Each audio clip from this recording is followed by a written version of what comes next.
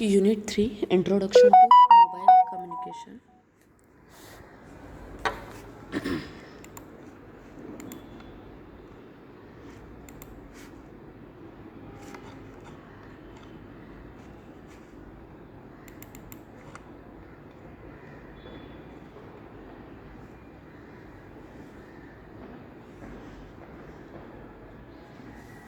So, in 1897, the Marconi first demonstrated the radio's ability to provide the continuous contact with the ships sailing the English Channel. So, during the past 10 years, it is fueled by the digital and the RF circuit fabrication improvement, new VLSI technologies, other miniaturization technologies like passive component, also the also, the mobile communication industry has grown by the orders of the magnitude, and it will continue at during the next decade also. So, in 1934, the AM mobile communication system for municipal police radio system. Then, vehicle ignition noise was a major problem. In 1946, the FM mobile channel for the first public mobile telephone service. Each system used a single high power transmitter and large lower to cover distance of over 50 km. Also used 120 kHz of RF bandwidth in half duplex mode. The large RF bandwidth was largely due to the technology difficulty. Then in 1950, the channel bandwidth was cut in half to 60 kHz due to improved technology. So by the mid 1960s, the channel bandwidth again was cut to 30 kHz, and mid of 1960s, the spectrum efficiency was improved only a factor of 4 due to the technology advancement.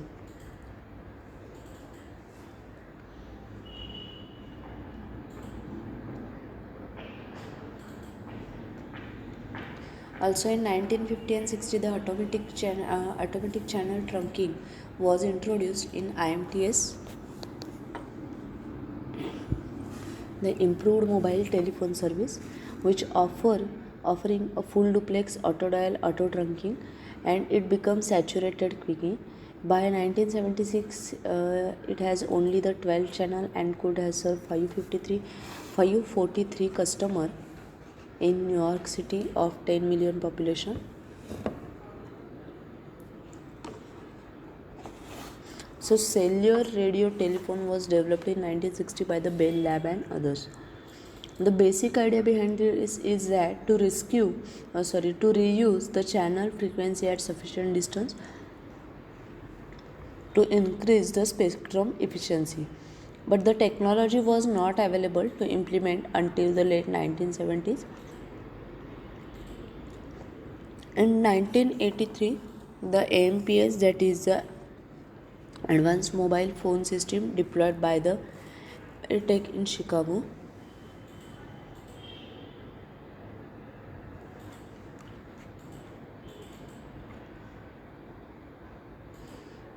In late 1991, the US digital cellular was introduced to replace the AMPS analog channel, 3 times of the capacity due to the use of digital modulation, speech coding, and TDMA.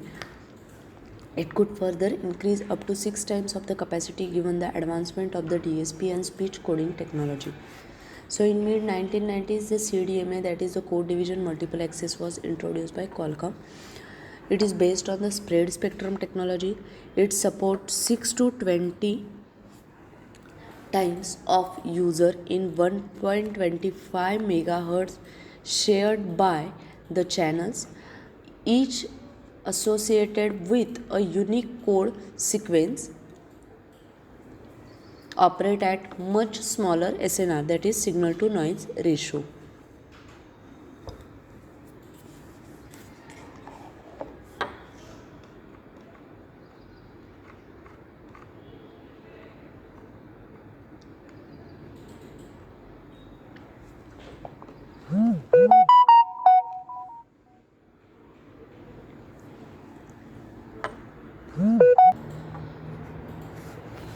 So The cellular concept was the major breakthrough in solving the problem of a spectral congestion and the user capacity.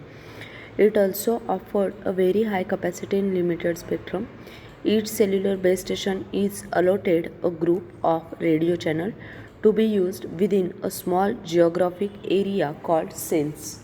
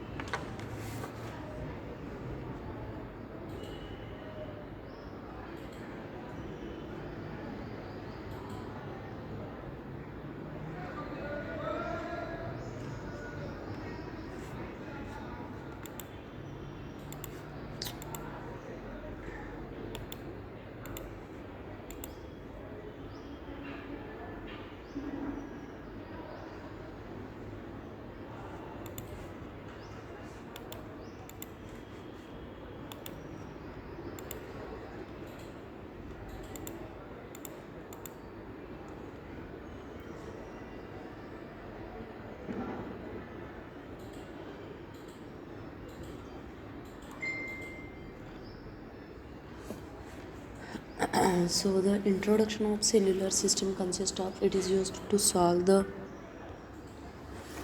problem of spectral congestion and user capacity. It also offers a very high capacity in limited spectrum without the major technological changes. It also reuse of radio channel in different set. It enables a fixed number of channel to serve an arbitrarily large number of users by reusing the channel throughout the coverage region.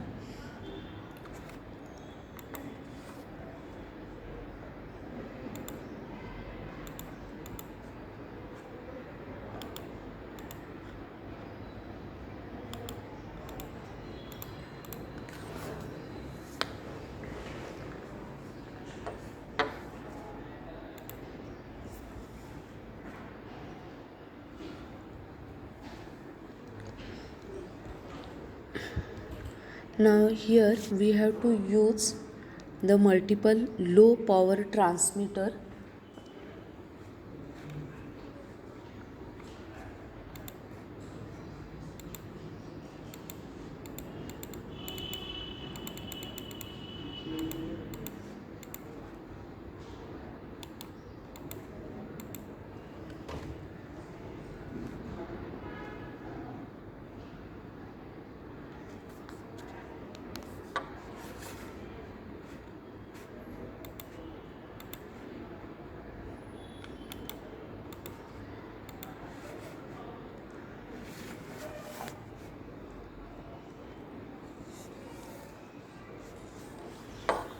Use multiple low power transmitter areas divided into cells, each served by its own antenna, served by the base station consisting of a transmitter, receiver, and control unit. It is a band of frequencies allocated. There is a call set of such that the antenna of all neighbor are equidistant hexagonal pattern.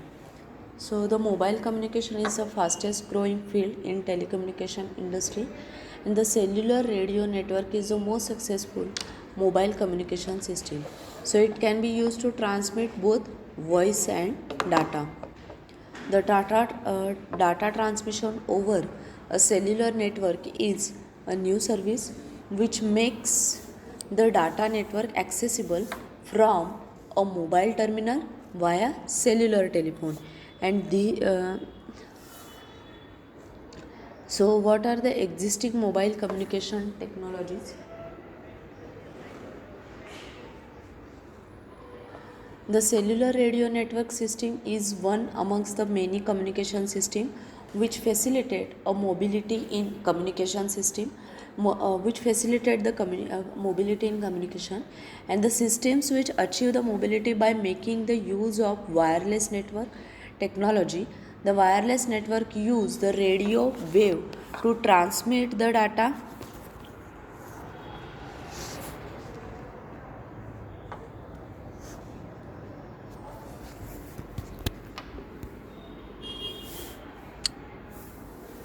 to transmit the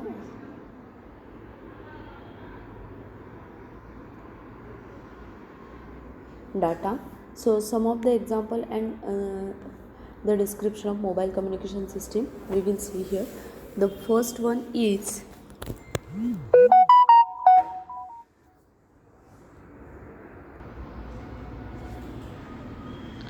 so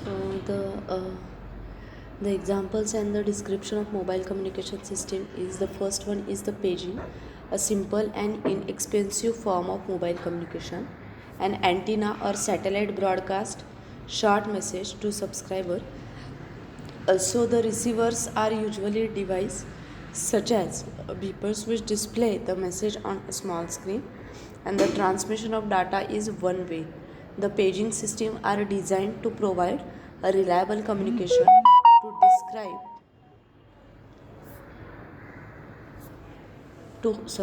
a reliable communication to subscribe wherever they are, and these uh,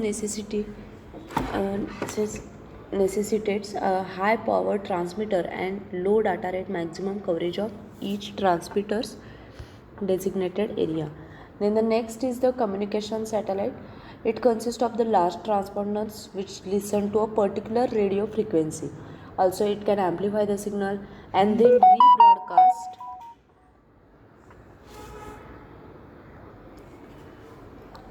and then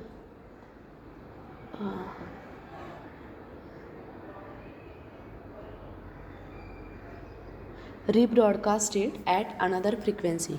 So they are therefore inherently broadcast the devices. A drawback of satellite is that they have quite a large propagation delay due to the distance traveled by the radio waves. Then the next is the cellular radio network. So cellular networks are also called such because of the fact that a geographical area is divided up into the cells, and each cell being serviced by one or more radio transceivers, that is transmitter or receiver. Then the communication in cellular network is full duplex. The full duplex communication is attained by sending and receiving messages on two different frequencies. The frequency division duplexing. The reason for the cellular topology of the network is to enable the frequency reuse. So cells a certain distance apart can reuse the same frequency, and this ensures the efficient usage of limited radio resources. Then the next is the personal hyperphone.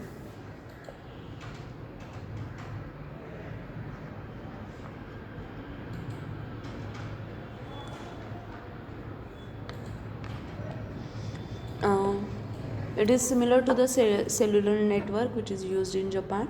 However, the phones can also communicate directly with one another when in range. So this is an advantage over a cellular phone which can only communicate with one another via a base station transceivers. So this system is very popular within a heavily populated metropolitan areas. And the next is mobile radio. The mobile radio is in many ways the predecessors of the cellular radio network. It is mostly analog and makes the use of single frequency for sending and receiving a signal.